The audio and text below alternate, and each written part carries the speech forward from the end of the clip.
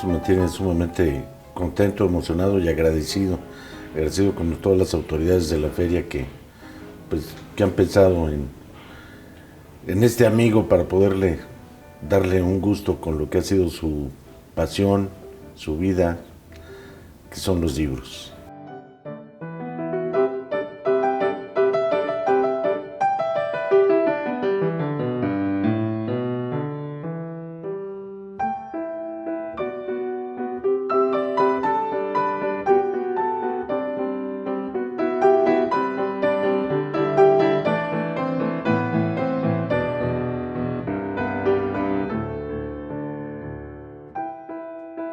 Bueno, pues podríamos decir que nací entre libros, he vivido entre libros, me crié entre libros, casi podríamos decir que la leche que mamé pues, venía revuelta con la tinta, donde se imprimían los libros.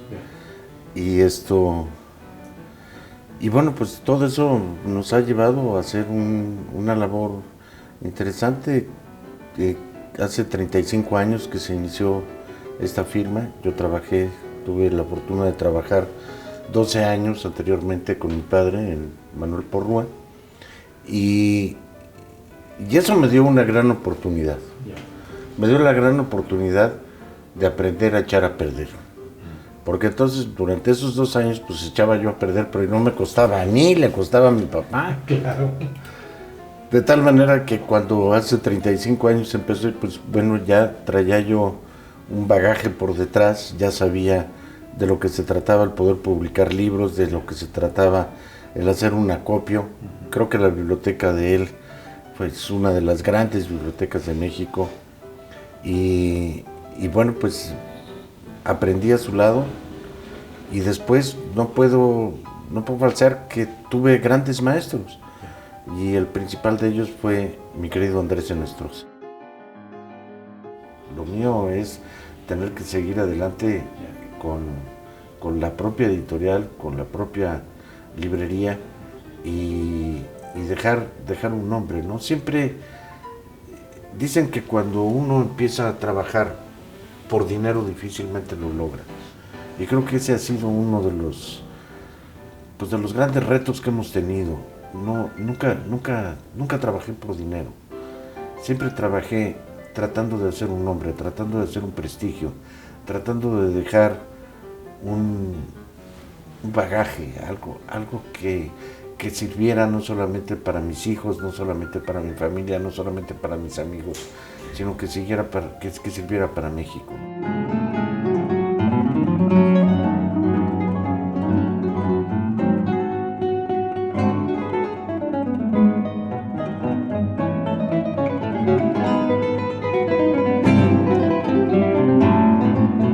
Hombre, bueno, pues es uno de los principales talones de Aquiles que tiene uno en su vida profesional y en su vida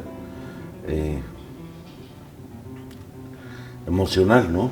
Creo que la familia es lo primero que hay que destacar, es lo primero que hay que cuidar y pues puede uno ir para arriba, para abajo, tener descalabros, tener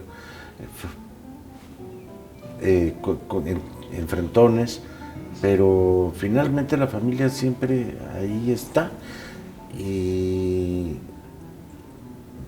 yo creo firmemente en esas palabras que dicen que bueno, pues los familiares, los hermanos, los primos, pues nosotros no los escogemos, esos nos vienen impuestos. Sin embargo, a los amigos sí los escogemos. Y esos con algunos familiares, esos son las verdaderas familias, los amigos. Después de ese acervo del general Leiva, esta biblioteca la compone el acervo de el bachiller Rojas García Dueñas, el de Margarita Mendoza López, de su mujer. Hay varias cosas de teatro importantes también en la biblioteca, Teatro sobre México. El común denominador es México, que es lo que tenemos que destacar, ¿no? También hay un acervo importante que después vino a redondear la parte indigenista y la parte de literatura mexicana, que fue el acervo de don Pancho Monterde, Y de ahí, bueno, pues muchísimas cosas que yo he ido conjuntando, tapando los huecos que se me quedaban dentro de toda la biblioteca para poder conjuntar este acervo, ¿no? Que son ahora 18,000 volúmenes aproximadamente. Sí, hay muchísimas piezas interesantes, hay muchísimos libros del 16, hay incluso alguno del siglo XII. Manuscritos, seguro. Es un libro minado. Hay varias cosas, hay tablillas, por ejemplo, que las tablillas no se conocen, y tenemos tablillas de bambú, uno que otro códice, en fin, gusto de los libros, gusto de esa palabra que se llama comunicación, sea en forma de libro, sea en lo que sea, pero finalmente lo importante es poder comunicar y poder darse a entender con el otro yo, que son nuestros semejantes.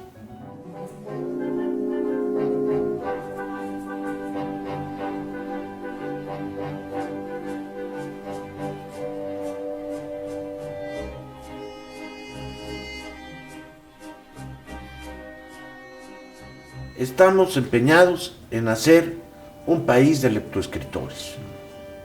No, señor, por ahí no va. No necesitamos hacer un país de lectoescritores. A mí no me interesa que usted vaya y lea y usted repita lo que leyó como burrito ahí. No, eso no es la lectura. La lectura es comprenderla. No necesitamos un país de lectoescritores, necesitamos un país de lectores. Parafraseando a Ortega y Gasset, es una definición muy interesante. Cultura es todo aquello que nos queda después de que se nos olvida lo que hemos aprendido. Miren, nos propusimos a partir, primero, bueno, desde muy pequeño, al trabajar al lado de mi padre, siempre pensé que lo importante sería tratar de editar a nuestro propio pueblo, tratar de editar a las gentes de nuestro país, no hacer esfuerzos en el extranjero.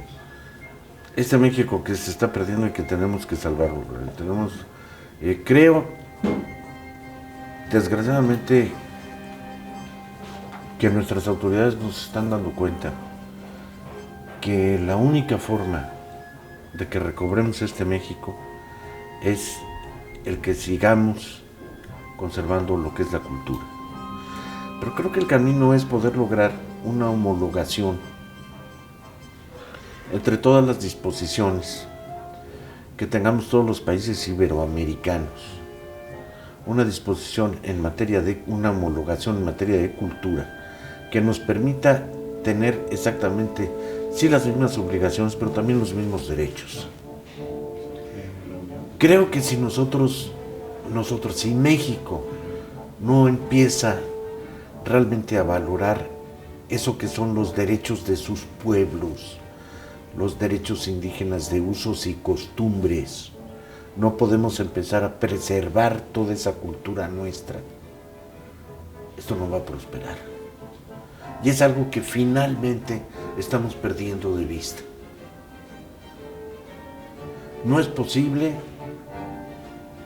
que continuemos con una política que haga a la cultura menos. Que piensen que las industrias culturales no son importantes porque no dejan la derrama que deja industrias como la petrolera, como la del automóvil. La cultura es tan importante que es el motor para saber cómo vive, cómo se mueve, cómo habla, cómo se expresa, cuál es su actividad, qué canta, qué come, cómo ríe. Todo eso es cultura. Y tenemos que entenderlo, porque eso es finalmente la idiosincrasia de este pueblo.